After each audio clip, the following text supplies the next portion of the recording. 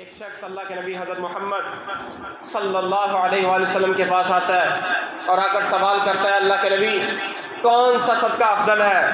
تو آپ صلی اللہ علیہ وآلہ وسلم اس کے سامنے بات رکھتے ہیں، کہتے ہیں وہ صدقہ جو تندرستی کی حالت میں کیا جائے، جبکہ تمہیں مال کی حرص کا غلبہ بھی ہو۔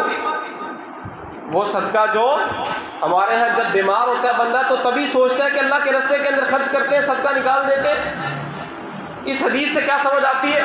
آپ اس بندے کو نصیحت کرتے ہیں، اس کو بتاتے ہیں کون سا صدقہ اچھا ہے۔ آپ فرماتے ہیں وہ صدقہ جو تندرستی کی حالت کے اندر کیا جائے اور جبکہ تجھ پر مال کی حرص کا غلبہ بھی ہو اور تمہیں ناداری کا خدشہ بھی ہو، تمہیں یہ بھی لگے کہ بھئی کم ہو جائے گا، میرے اپنے حالات ٹھیک نہیں ہیں، میں کیسے سروائیو کروں گا، کیسے چلے گا، کیسے بنے گا، کیسے آگے پورا مہینہ گزرے گا۔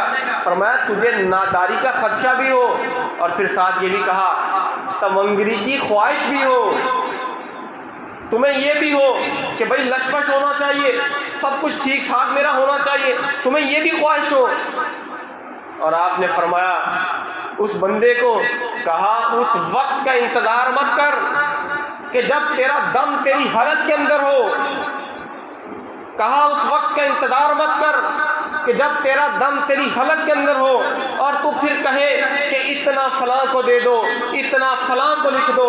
آپ صلی اللہ علیہ وسلم سے فرماتے ہیں پھر تو وہ پہلے ہی فلاں کا ہو چکا، اب تو تیرے ہاتھ کے اندر کچھ رہا ہی نہیں، تیری اتھارٹی نہیں ہے، تیرے پاس طاقت نہیں ہے، تو خرچ نہیں کر سکتا، تیرا دم تیری حلق کو پہنچ گیا۔